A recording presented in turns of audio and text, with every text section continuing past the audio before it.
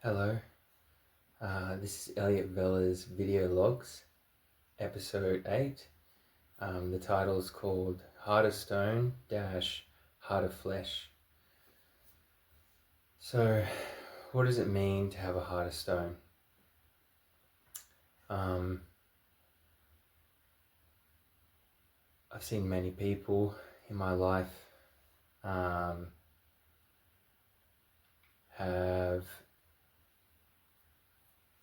brokenness, myself included, so long. They've been wounded somewhere in childhood, somewhere in their life, and something happens to you and you start closing your heart and that pain affects it.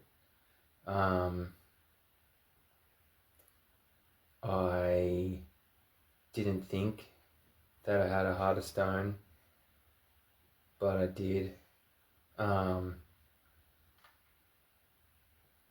It can be secretly hidden away, and you might not even be aware of yourself having that heart of stone, and that broken heart, that brokenness. But I've seen it in a lot of people. I saw it in myself, and it stems from pain, and it's it turns into, selfish patterns,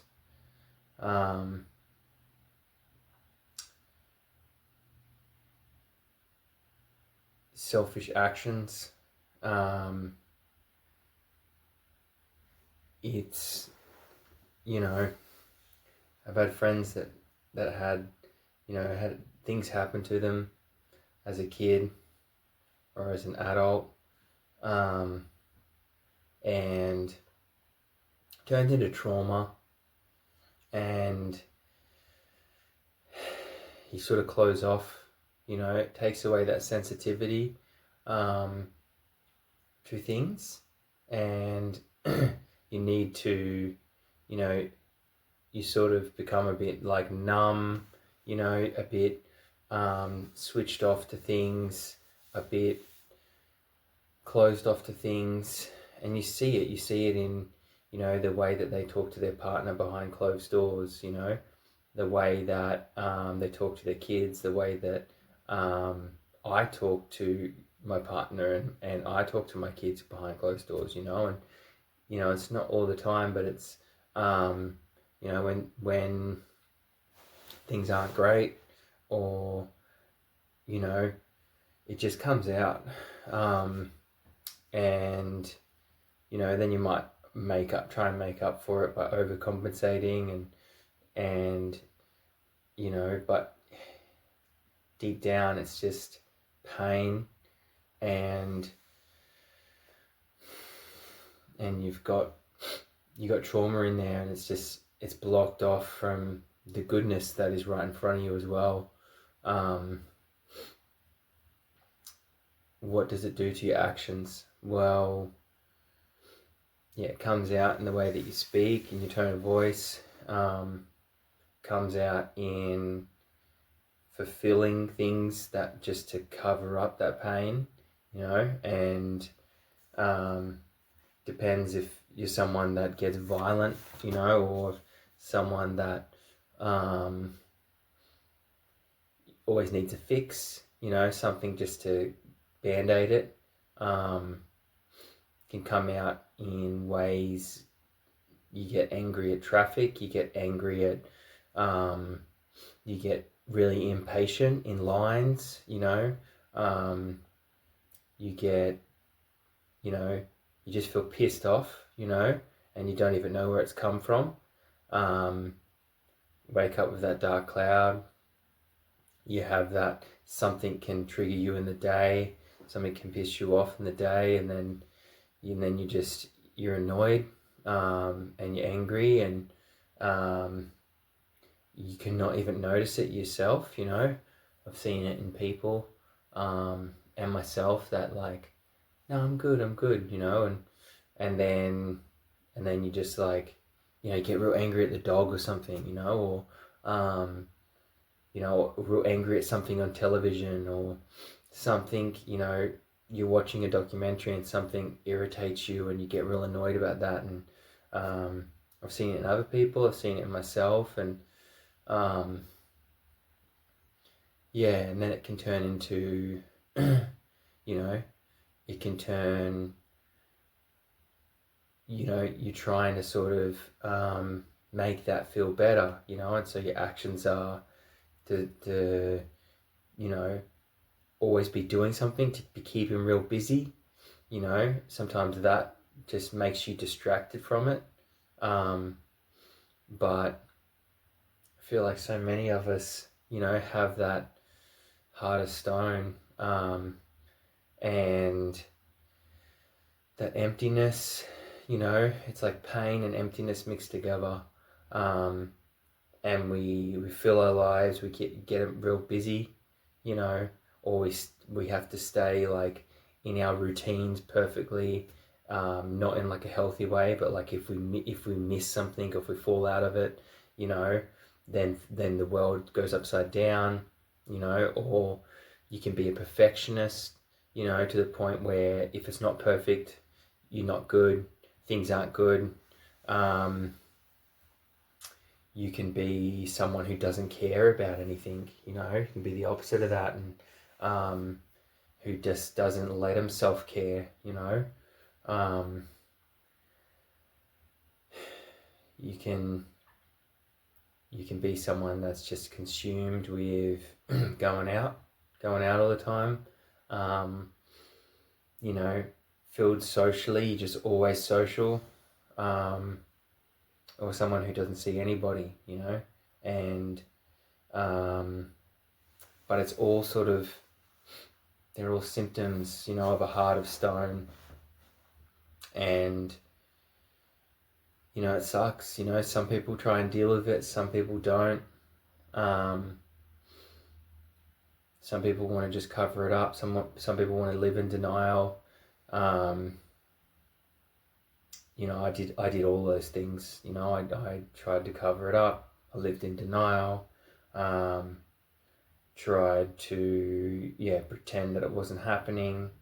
You know, the pain, sometimes it goes away for a long period of time, and then you see something that just you know, re-triggers it, re-brings it up again, and then all that pain is there again. You're like, so it doesn't really go away, you know. And it's hard to know the best way how to let go of that and deal with it. And um, you know, I searched for so long, and it just seemed like all that stuff still stayed there, you know. And um,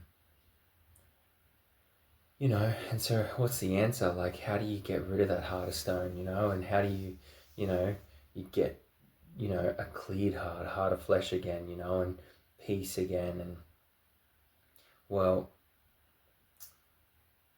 when you let Jesus, you know, into your heart, and you actually really let him in, and let him work on your heart, um, he heals it. And, you know, it's not comfortable at the start. Um, these, like, I remember when I was letting him in, you know, and um, it was painful. It was I had bits in my heart and stuff. I couldn't even, you know, I couldn't even say names to certain people. I couldn't even talk about the pain. It was that hard, you know. And even just talking about it and thinking about it, it would just bring it up, and I would just be my whole body, you know. It was like a whole body movement. And then I would just get stuck, you know. Um, and so just like, you know, even talking about that sort of stuff in therapy, it sort of got worse and worse, you know. And so there's bits in therapy I could bring up and talk when I was ready, and but then towards the end, you know, and before I got saved and all this traumatic stuff happened, and couldn't even talk about certain things. I couldn't even, you know, if anyone else brought it up, like, it was like, I can't go there, you know. And um, and then letting Jesus in, you know, and it's like, it's all about trust, you know, because it's scary to let anyone in, you know, to your painful bits in your heart.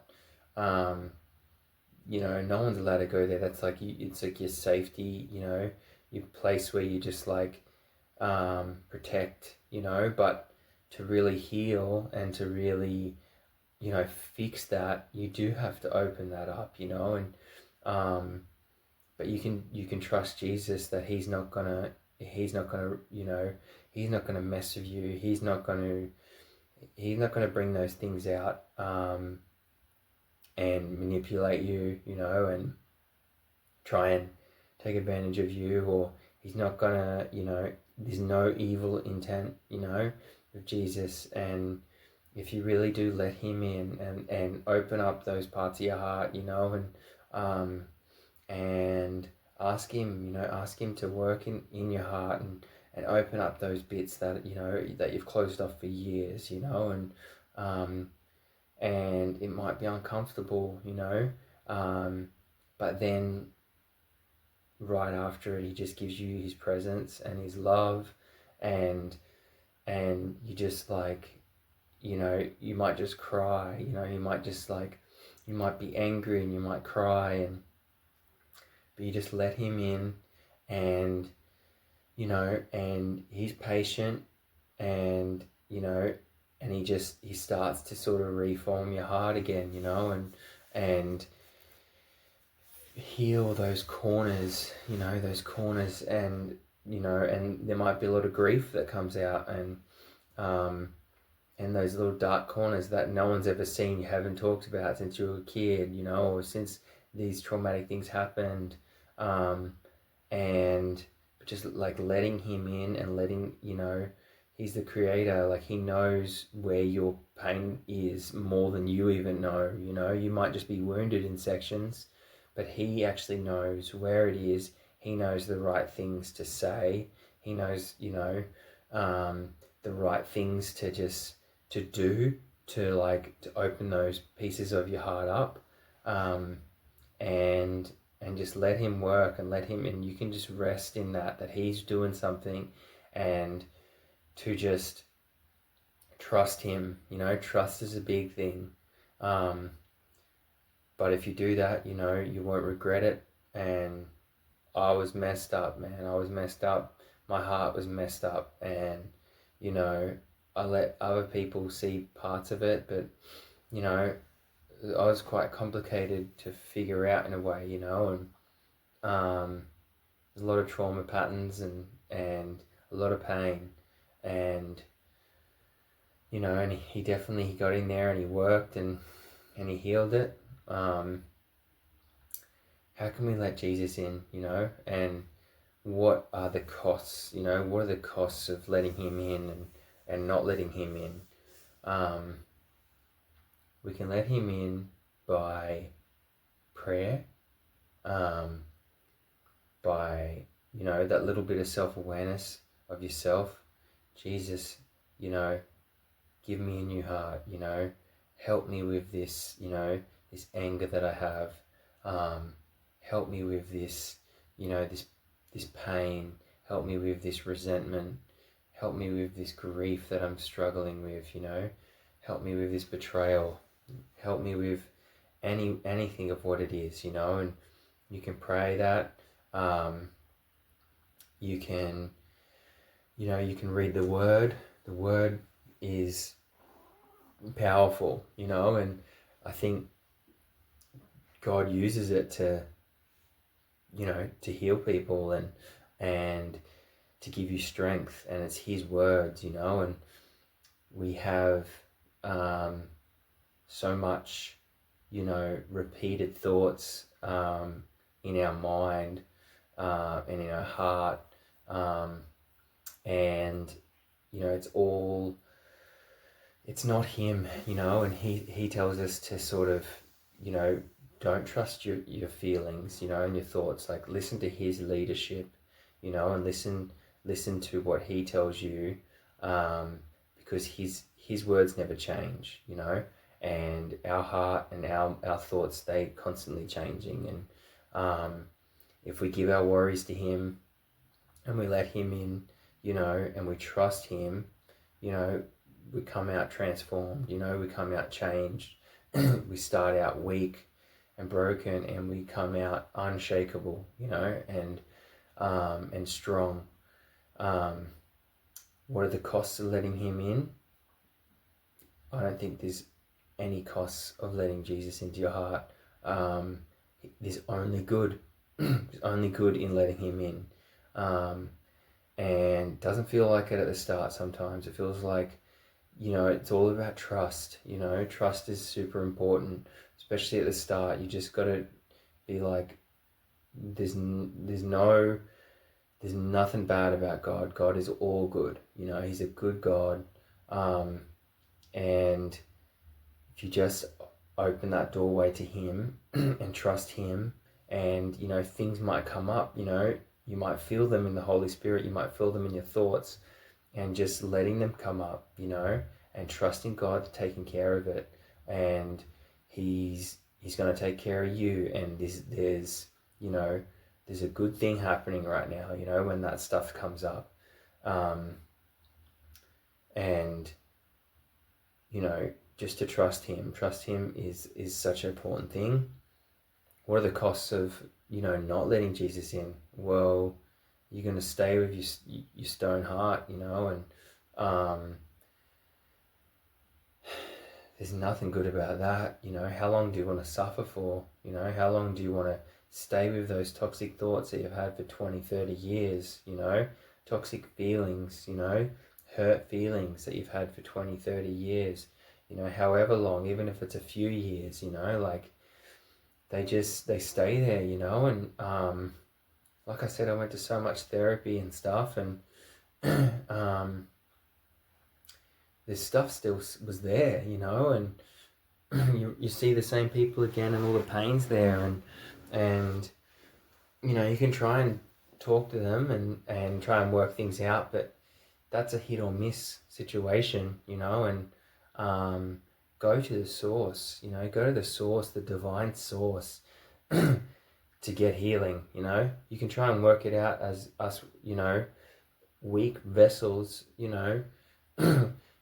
humans, try and work it out with someone else. Sometimes it's going to, maybe bring some healing. Sometimes it won't. It's a hit or miss, and it's not a hit or miss with God,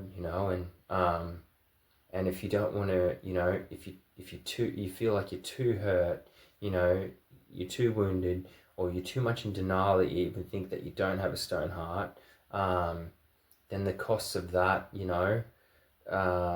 detrimental, and people don't want to be around you, you don't want to be around you, and alone, you end up alone, you end up empty, you end up on substances, you end up, just empty and dry and hardened, and I think that people with stone hearts and they don't want to change, they just get colder, and they get, I've seen it, and the way I was heading, it was the same thing. It was just like I was just getting more and more, medication and substances and things to just to take away the pain, just to fog it out, and you become like living in another reality, and it's not a nice place for anybody to be.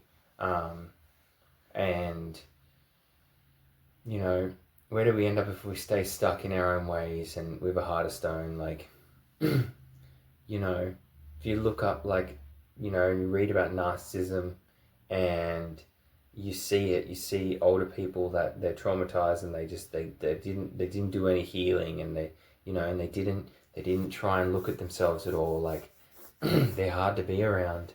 I've been around some, and they're difficult people, and they're difficult, and I've seen them and I've worked with them, and it's super toxic to be around. And they even might be nice to you, but you see how they treat their partner, you might see how they treat their kids, and it's just like, oh, they're just taking all their stuff out on them, and treating them horribly, and it's gross, and I feel sorry for the narcissist, in the situation, or, the person with the stone heart, but I feel more sorry for anyone that they're around, and people even stop feeling sorry for those types of people because they're just old and bitter in their ways, and they're just like, how much empathy can you have for someone that just didn't want to do anything about, getting healthier, getting better, didn't care about the people that they're affecting. And it's hard to be around. They end up more of what they don't want. I think that you end up being, you want people, you want positivity, you want love around, and you end up alone and empty, and no one wants to be around you, and people might see you for like the special occasion once a year and stuff, and then back to your own, your own thoughts and feelings and stuff for the rest of the year. And you might just smoke cigarettes constantly just to phase that, that feeling out, and drink lots of beer, and just find some other hobbies to sort of, like fill that void a little bit. But, like a love, I've seen people that have sort of a love of something, but then it's just like they have this emptiness, and it's like, can't you see, that you're not happy, and you're struggling, and maybe sometimes they just don't know what to do, and they don't know how good Jesus is, and they just they stay away from him, just because they don't know, but it's not a good place to end up. It's not a good place to be right now, and I don't want that for anybody. The way I was heading was that place, and I was in denial in a way. But if I hadn't, found Jesus, and started on that pathway, I'd be in a real, I don't know if I'd be alive right now, and you just get so fed up, of the same thoughts and feelings, and the same, negative, habits and substances, and it's all just to cope and just survive, and and when you're weak, and you can't even, you feel weak, and you can't even, stop doing those things because they're just, giving you some sort of relief, that's not living, like that's not living, you're not living a life, you're pretty much dead, you're pretty much dead, just like a zombie, and no one wants to live like that, and like, I knew, we used to go to this coffee shop back when I lived in like Richmond, and they had pastries, and he made like, coffees and pastries and croissants and stuff, and we used to go there all the time, and and he seemed like a pretty friendly dude. And then one day we walked past and it was closed, and he'd like, committed suicide, and no one even knew, and it was just like sad, and like, it's like, he didn't tell anybody, he's just struggling, for a long period of time. He had this good business that was going, everyone loved the shop and his pastries and stuff. He did all sourdough, everything, and then, yeah, just one day he just like must have planned it and just did it, and the shop was closed down, there was some flowers and stuff out the front, and he just like, poor guy, man, and like, how long were you suffering, for you to do that? And you don't want that for anyone, you don't want them to suffer for that long.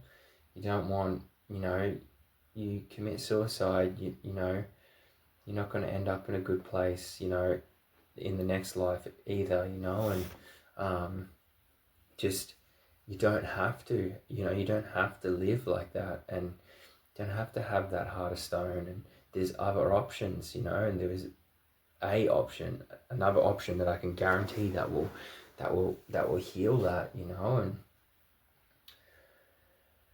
yeah. So what does it feel like to have a heart of flesh? Well, I know on this journey, um,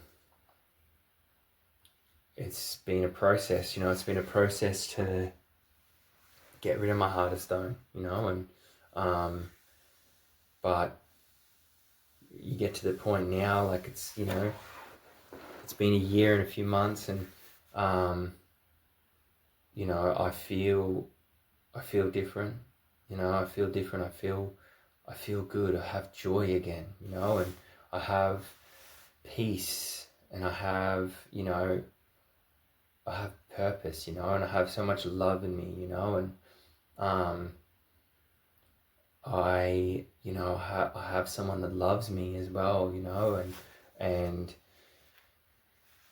I have that intimacy with God. And I just want that for everybody. And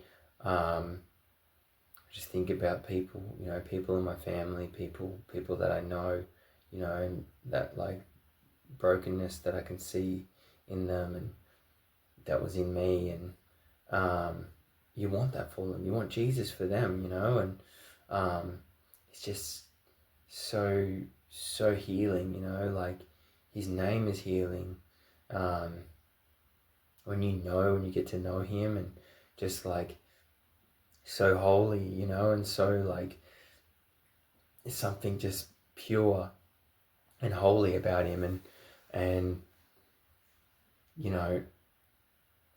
don't have those angry thoughts, you don't have those those feelings towards other people anymore, and you have peace, you have forgiveness, you have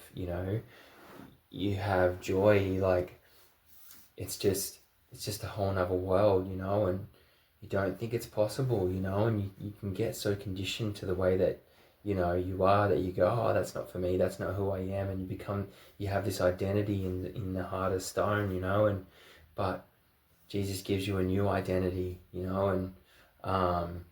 and this new identity, man, it's just like, if you let him work in you, like, and let him touch the bits, in your heart that, are painful and dark and everything. And, a lot of it comes from shame as well, and parts in your heart that you just feel bad about, who you are, and the things, that you've done.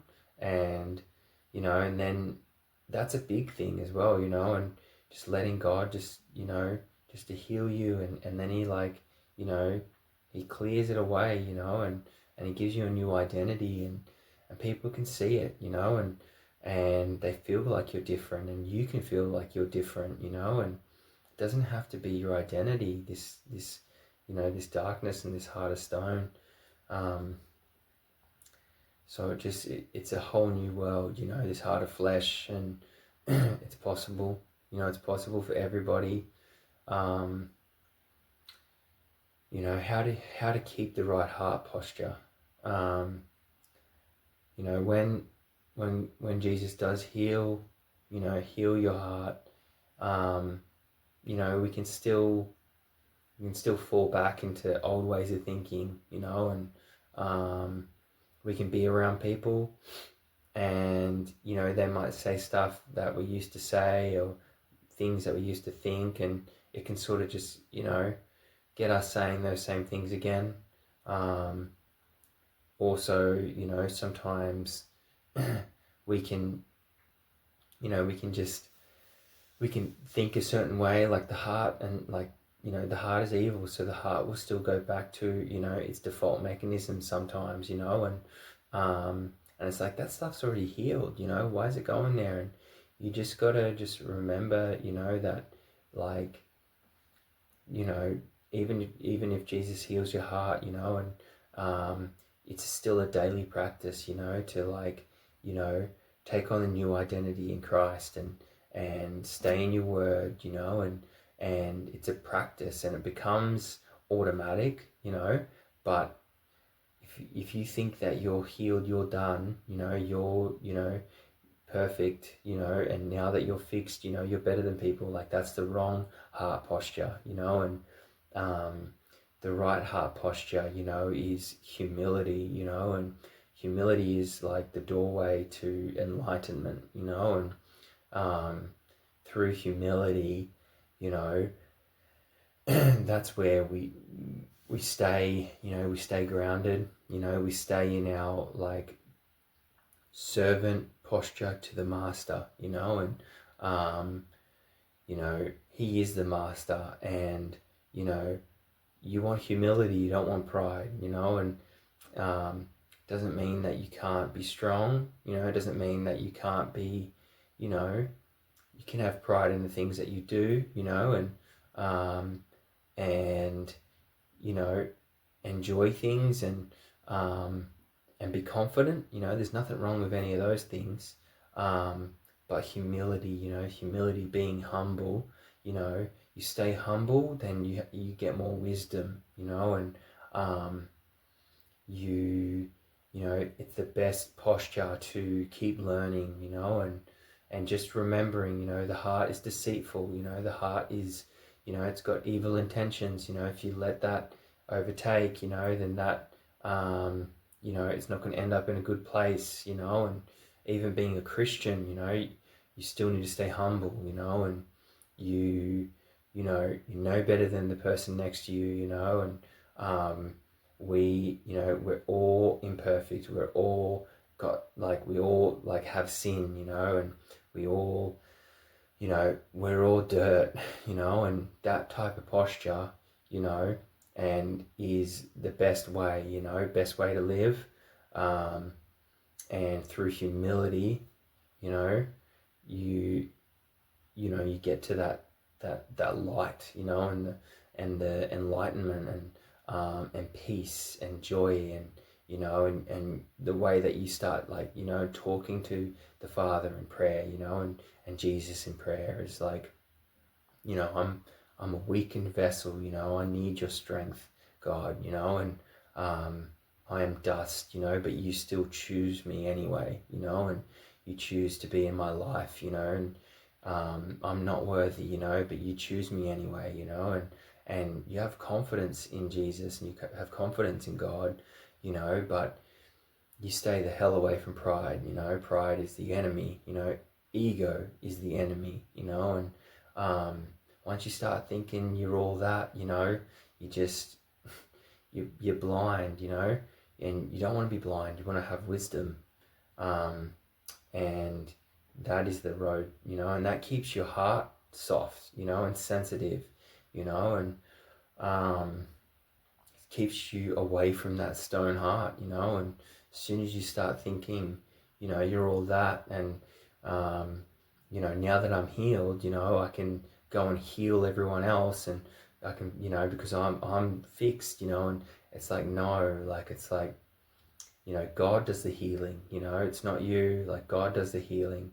You can plant seeds, you know, with Jesus, you know. And like, but it's everyone else has, like, you know, a personal relationship with Jesus, you know. And you have your own intimate personal relationship with Jesus. And you know, you just, you know, you praise his name, you know. And you know, you tell people to read the word. Um and you know, we're all come from dust, you know. Like, where we are nothing, you know. And in that posture, you know, you you get filled up, you know. And you feel great, and you appreciate the smallest things, you know.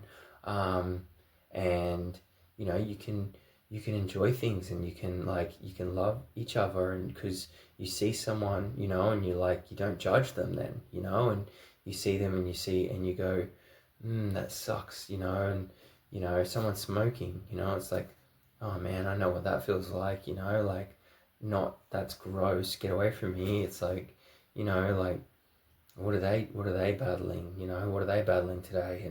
And yeah, that heart posture will keep you grounded.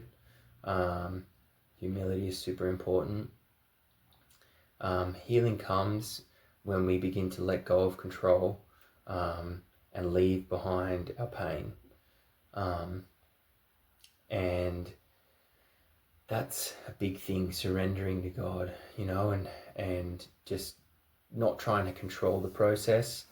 It can be uncomfortable with bits, and just being okay that it's uncomfortable right now, but trusting that God is a good God. He's not going to leave you. He's not going to leave you in a state of, discomfort. He's bringing things out to, to heal those places, and sometimes it feels like he's rubbing it in, like you got a wound and he's like stepping on it, but it's not the case. He's doing the opposite, he's actually like letting that wound out to heal, and your wounds turn into scars, and a scar is, it turns into your testimony, and those scars help other people, and helps them turn their wounds into scars, and because sometimes people just, they won't open up to Jesus until they see someone else that's gone for the same thing, and so your scars can be helpful that way, and see someone that, oh man, that person, they were in the same, the same predicament as I am right now, and they found Jesus and Jesus healed them. So maybe it's possible for me too, and that's the way that your scars can help people, and but we have to let go of control. We have to let go of control. And I know that's scary, I know it's super scary, especially if you've grown up in, in situations, or been in situations where you've been abused, or, someone was really controlling to you, and then you just cling on, you cling on to control now because it feels safe, and you're scared to let go, but you can let go of Jesus, and you don't want to hold on to that pain. What's better? Do you want to stay in control, but keep all your pain, keep a stone heart, or let go of control, and let go of your pain, and have a heart of flesh, and a heart that is sensitive and healed, and has wisdom, and discernment, but has peace, and that's what you want. And so you have to let go of control, and just let Jesus work in you, and you'll be amazed at what he can do, and what he does. Forgiveness is, such a foundation, for growing, it's a staple, in this healing process. Forgiving yourself, forgiving other people, and just remembering, it's super hard to do at the start, forgiveness, but, God forgave you, and God is a just God, he's not going to make you forgive someone, and say it's all okay, it's all okay what they did to you, and it's not. And he knows your heart. He suffered. He died on the cross, as a perfect person, unjustly. So he knows what it's like to feel unjustly hurt, unjustly betrayed, unjustly abused, unjustly controlled by people. And, but he teaches you that forgiving them, that's a form of releasing, releasing the pain. And it's, a foundation for growing, and moving past it. And it truly is, it's such a staple, it's such a staple in the healing process.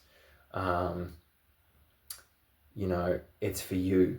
The healing is for you. The forgiveness is for you, and when you forgive someone, you release them, you release that pain, you release your stronghold over what they did to you, and you let that go to the universe, you let that go to Jesus, and that it does something, it's a release of energy, and it might come back again, and then you just do it again.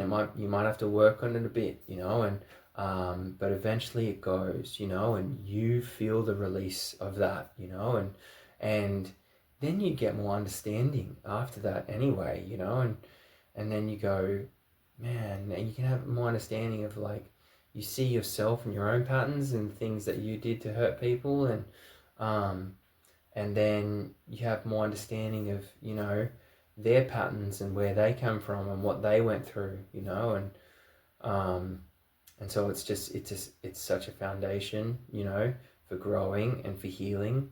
Um, the true foundation, is Jesus, and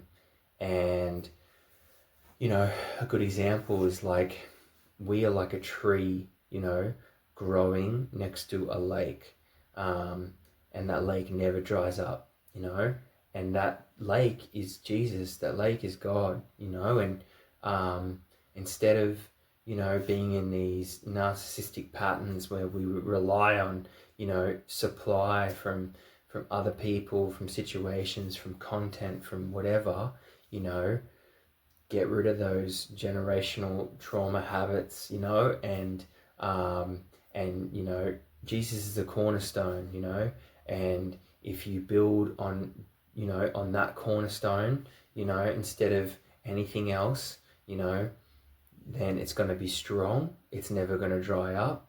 That tree on that lake, growing next to the lake, that lake is always going to just be there. It's just a massive lake full of water, just going to keep drinking from it, and the tree's going to grow, and it's going to grow strong, and it's going to flourish, and Jesus is the lake, and we want to grow, next to the lake, where we can, we can really, like, heal, we can grow, we can, send out that healing, and invite people to Jesus as well. And they'll see it. They'll see that, oh, this guy's not just, like, talking about healing and then see his personal life, or this girl, is not just talking about healing and all these things that Jesus did, and then in the behind the scenes you see them, smoking a cigarette in the corner, or out partying, or just angry, bitter or short-tempered, and it never dries up, that lake, and it's real, and if you let Jesus do the work in you, and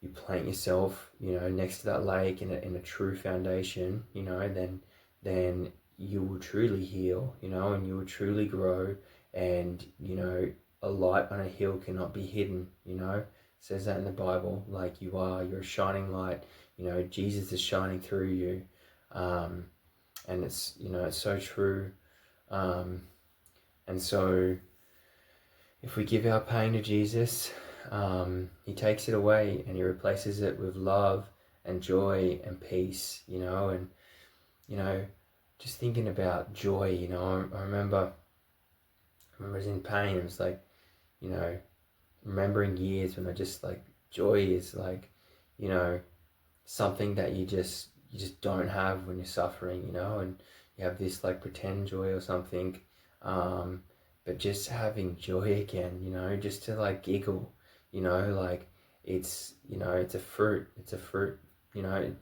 it really is a fruit, and it just shows you, that you're actually healed, you can have love, you can have these small, like, pockets of peace, when you're not healed, but when you're healed, you have love, like long-lasting love, you have long-lasting peace, you have long-lasting joy, and it just comes, and you're just giggling, and you run, jumping around, and you just laugh about something during the day that's just silly, and it's like you can't even imagine that when when you're in your stuff, and when you're suffering, it's just like you can't even think about that sort of stuff, and it's, or if you have these little pockets of joy, they just go straight away, and all this baggage that comes back, but yeah, he really does. He takes away our pain, and he gives us joy back again, and love and peace, and and kindness, you know, and strength, you know, and you just become this shining light, you know, just to shine on others and help people, and be able to get done, you know, stuff done that you want to get done as well, you know, and just clear minded, you know, that's such a, like, you know, a blessing. And you can just love again, you know, and you can have a full heart, you know, and it is possible, you know, it really is possible. And Jesus, you know, just trust in Jesus, and you know, and he will heal you, you know, and you can just go on living your life, you know, and just like, it's like you're reborn again, you know. But yeah, so I think that's pretty much all I got to say on this. But yeah, I hope you liked the video, and yeah, tune in for the next episode. Give it a like if you liked it, and we'll see you soon. Bye.